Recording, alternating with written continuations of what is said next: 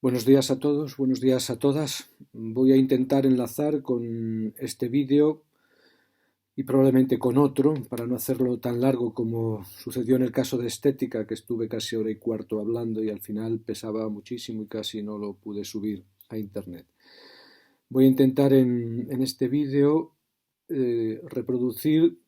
lo que habíamos hablado durante las 5 o 6 semanas que hemos tenido de curso para enlazar ya con las clases virtuales, con las clases por este medio, en análisis e interpretación de la obra de arte que íbamos a centrar en la consideración de la Antígona de Sófocles a partir de una serie de ecos que se despliegan a partir suyo y se superponen en ella y en sus efectuaciones.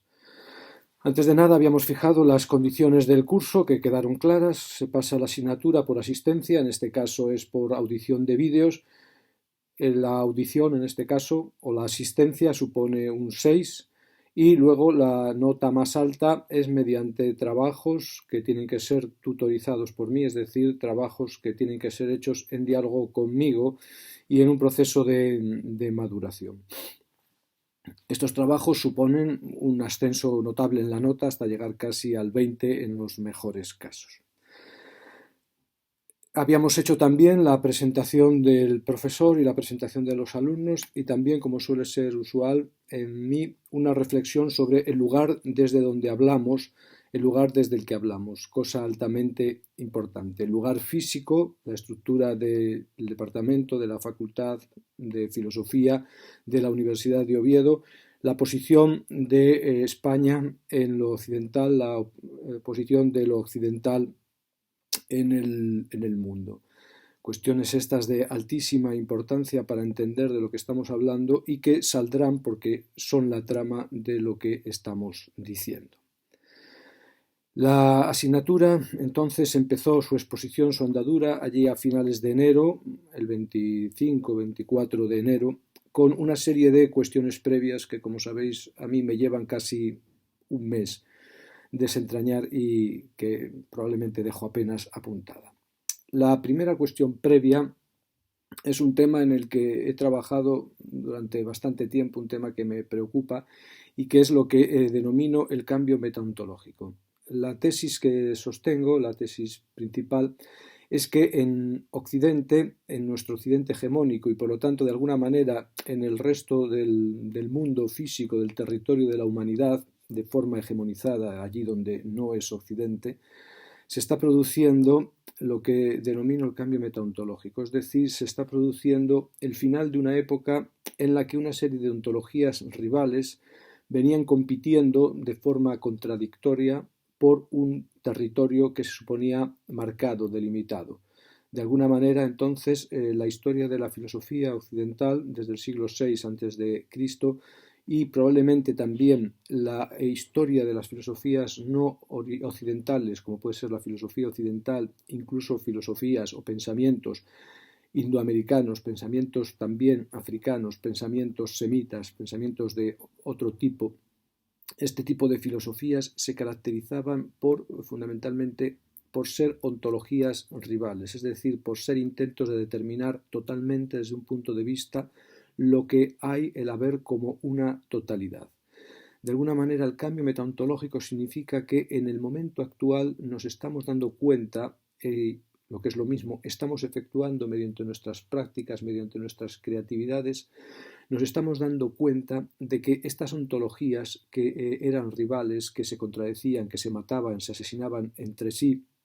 de alguna manera son casos de lo mismo, son una estructura similar. Aquello que es lo mismo y que está en la base de estas ontologías es lo que llamamos metaontología. Es decir, la metaontología son los rasgos comunes a ontologías que en un momento determinado aparecen como contradictorias.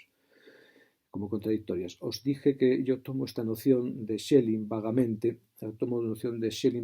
cuando Schelling dice que cuando dos puntos de vista filosóficos llegan a una contradicción y de alguna manera esa contradicción luego es superada, estamos en un cambio de modelo, estamos en una envoltura diferente. El cambio metaontológico significa entonces que lo que está aconteciendo en estos momentos no es simplemente el acontecer de una ontología nueva que rivalizaría con las anteriores para intentar describir un espacio de totalidad de una manera exhaustiva,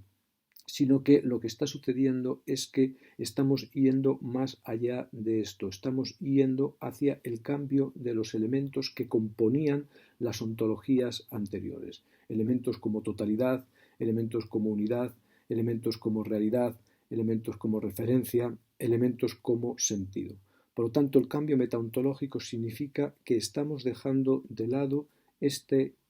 metaontología de la unidad, del sentido, de la totalidad y de la realidad, y nos estamos abriendo quizá a una nueva metaontología que luego puede describirse, probablemente, si queremos seguir usando estos términos, en ontologías diferentes, pero el cambio actual es mucho más profundo, mucho más radical que un mero cambio de punto de vista, que un mero cambio ontológico. De alguna manera, lo que sostengo también es que lo que podemos llamar el arte actual, la creatividad actual, la poiesis actual, es la efectuación o es el lugar principal de la efectuación de este cambio metaontológico.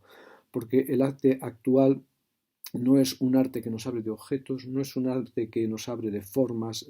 que nos hable de la belleza, sino que el arte actual es la efectuación de un nuevo modo de alguna manera, acercarnos a lo que hay. Esto lo iremos viendo en las sucesivas clases, pero quiero dejar esta postura fijada. Esta postura del cambio metaontológico, en segundo lugar, va ligada a un cambio también en la estructura de lo que hasta ahora se llamaba el ser, o podríamos llamar el ser o lo real, que de algún modo se desfonda, se deshace, y esto es un signo también del cambio metaontológico. Hay muchos autores que dicen que nosotros estamos asistiendo ya al final de la distinción entre ontología como doctrina del sentido del ser y óntica como elementos que derivan, elementos concretos, determinaciones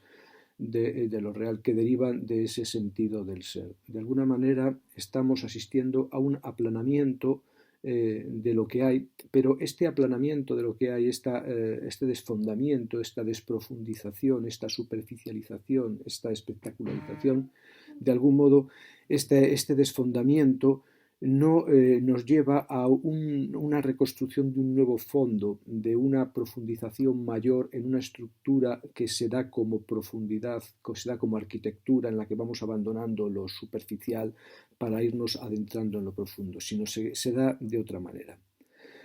En mi modo de expresar diría esto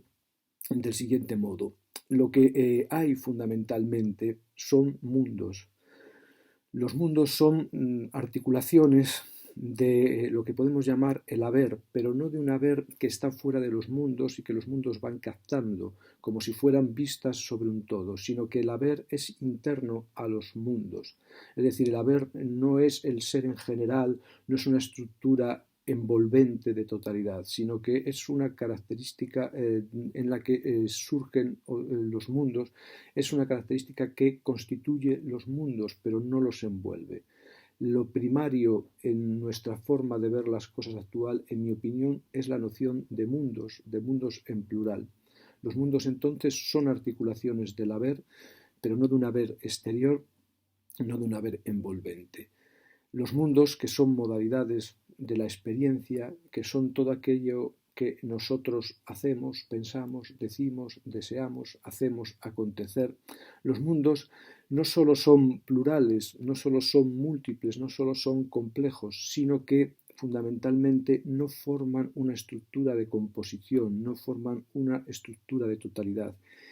Y tampoco tienen en sí mismos una estructura de totalidad, no son elementos cerrados, no se dan como conceptos, no se dan como determinaciones. Los mundos se dan como experimentaciones de lo que hay, pero en forma de multiplicación, de tal manera que cuando nosotros tratamos de tocar esa experiencia que se da en un mundo, lo que se produce es otro mundo, otros mundos, de forma iterativa, de forma recursiva. Lo que hay, por lo tanto, se nos da en los mundos y se nos da como mundos, unos mundos que no pueden polarizarse, que no pueden sincronizarse, que no pueden totalizarse, que de alguna manera se superponen, pero no se intersecan formando un eje de sentido, un eje de comunidad. Es decir, los mundos no están envueltos en una comunidad ni forman una comunidad en su superposición. Estos mundos entonces van más allá de las nociones tradicionales, por ejemplo, de perspectiva, que eran un punto de vista sobre una realidad, van más allá entonces de la noción de perspectividad, de entonces lo que hay como conjunto de perspectivas. Lo que hay no es la suma de los mundos, lo que hay es la estructura de los mundos, pero en cuanto dada en los mundos. Desde este punto de vista, lo que cae es la noción de realidad, lo que se descentra fundamentalmente. Y esta es probablemente la mayor fuerza en lo que llamamos el cambio, en lo que llamo el cambio metaontológico. El cambio metaontológico consiste fundamentalmente en la desaparición de la noción de realidad como una noción sustantiva. En cuanto conjunto de cosas reales y en cuanto realidad de las cosas. No hay un conjunto de cosas reales que sea lo que hay, y esas cosas supuestamente reales no tienen por característica, por atributo, la realidad en el sentido tradicional, la definitiva consistencia de ser un en sí o de apuntar hacia un en sí, la noción de causa-autor, la noción de seguridad, la noción de marco, la noción de referencia. Lo real entonces no es la estructura profunda de lo que hay, no es la determinación fundamental de lo que hay, sino que lo real o la realidad es una estructura adjetiva, es una característica más de los mundos, entre otras, no es ni siquiera su característica principal. La noción tradicional de realidad, por lo tanto, como irrefagable ser en sí, estando ahí, formando una totalidad absoluta de todo lo que puede darse, pasa a ser una noción secundaria, importante naturalmente, vaya si es importante, pero secundaria desde este punto de vista, una noción adjetiva. Este es el elemento fundamental probablemente de la metaontología tradicional. Por lo tanto, entonces, la estructura de la metafísica, de la ontología, que está también en la base de la estética, no es ya una ontología de apariencia, realidad, no es ya una ontología de alguna manera, de superficie y fondo, sino es una ontología mucho más compleja. Me estoy dando cuenta de que me estoy quedando sin batería y tengo que cerrar y por lo tanto pausar. Vamos a ver.